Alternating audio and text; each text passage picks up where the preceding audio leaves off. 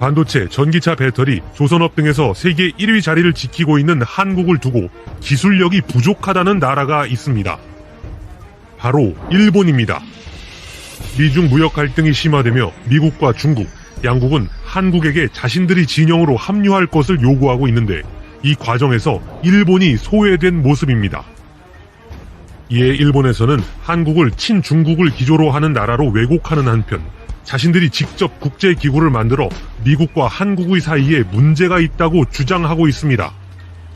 대표적인 것이 10월에 일본에서 열리는 미국, 호주, 인도, 일본의 사자 안보 대화인 쿼드입니다. 미국이 쿼드에 한국과 베트남을 초청하고 싶다는 뜻을 밝혔고 폼페이오 국무부 장관이 한국을 찾는다고 하자 곧바로 중국에서 왕이 외교부장이 한국 방문을 준비하고 있다고 밝혔습니다.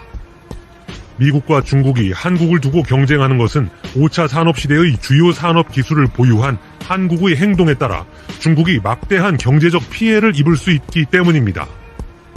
미국이 꾸준히 한국을 G7 경제 번영 네트워크, 쿼드 플러스 등에 초대하는 상황에서 일본은 한국이 가진 중요성을 애써 외면하고 있습니다. 오히려 한국을 제외한 기술 선진국 모임을 만들겠다고 나선 것인데 이는 미국에게 일본을 봐달라는 외침으로 보이는 상황입니다. 구독과 좋아요 부탁드립니다. 9월 27일 니혼게이자이 신문은 일본 정부는 최첨단 기술을 보유한 국가들끼리의 협의체를 창설해 수출 규제 표준안을 만들자는 제안을 미국, 독일, 영국, 네덜란드 등 주요국에 전달할 계획이라고 보도했습니다. 협의체 신설의 배경에 최신 과학기술이 중국의 군사력 증강에 활용되는 것을 차단하기 위한 목적이 있다고 분석했습니다. 규제 대상은 AI와 양자 컴퓨터, 바이오, 극초음속 4개 분야로 이들 분야가 고성능 무기 개발이나 암호 해독 등 군사 목적으로 활용되면 국제 안전보장에 위협이 될 수 있다는 것이 이유입니다. 협의체의 타깃은 중국으로 중국 공산당이 민군 융합 정책을 실시해 민간 기업이 입수한 첨단 기술을 군사 기술에 활용하는 것을 막겠다는 것입니다. 이를 위해 일본은 2021년 협의체 출범을 목표로 미국과 독일, 영국, 네덜란드 등의 참여를 제안한다는 방침을 세웠는데 참여 제안 대상에 한국은 포함되지 않았습니다. 이는 지난해 한국 경제의 핵심을 무너뜨리겠다며 반도체 관련 소재 기업들의 수출을 막은 모습을 떠올리게 합니다. 일본은 한국이 가진 능력을 제대로 인식하지 못하고 일본이 가진 능력을 과대평가하면서 스스로 상처 입은 모습을 연출했습니다.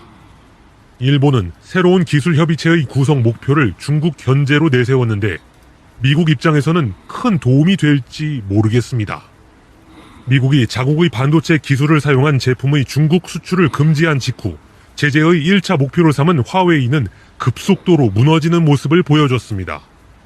화웨이는 한국의 삼성전자, SK하이닉스의 도움을 요청했지만 한국은 미국에게 수출 허가를 요청하며 중국의 요구를 빠져나가는 데 성공했죠.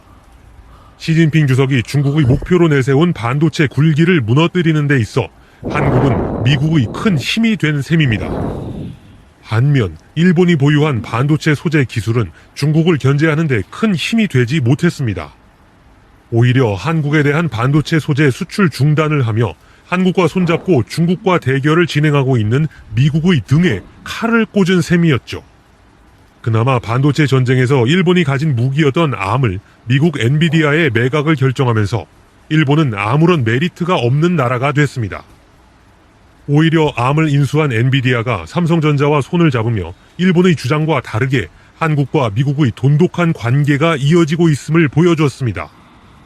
엔비디아는 차세대 CPU 지포스 RTX 30 시리즈를 공개하고 삼성전자의 8나노미터 파운드리 공정을 통해 생산한다고 밝힌 바 있습니다.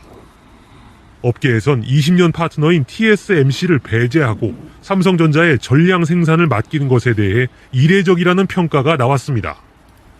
젠슨 황 엔비디아 창업자는 대만 출신으로 모리스 창 TSMC 창업자와 각별한 관계이기 때문입니다.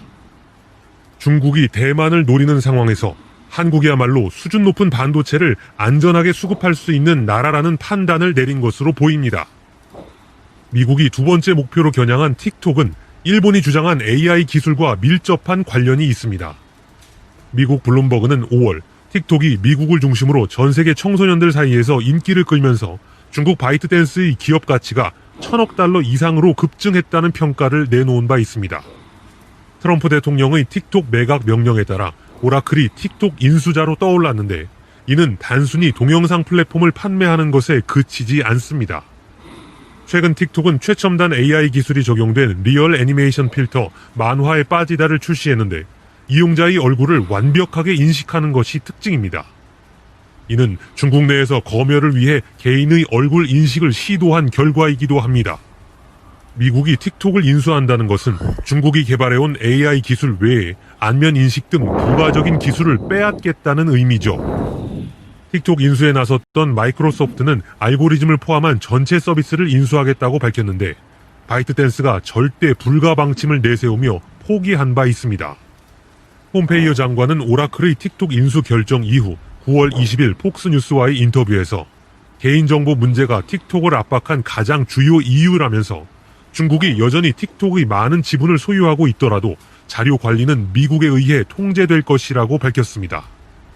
미국이 중국의 틱톡 지분 소유를 인정하면서 한 발 뒤로 물러나는 듯한 모습을 보여줬지만 폼페이오 장관의 인터뷰는 향후 중국 기업들에 대한 전방위적인 압박이 이루어질 가능성을 보여주고 있습니다.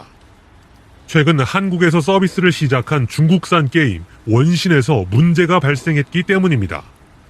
중국 미호요사에서 개발한 원신은 PC와 스마트폰, 플레이스테이션으로 플레이가 가능한 게임인데 게임을 설치한 이용자의 개인정보를 빼내고 있다는 논란에 휩싸였습니다.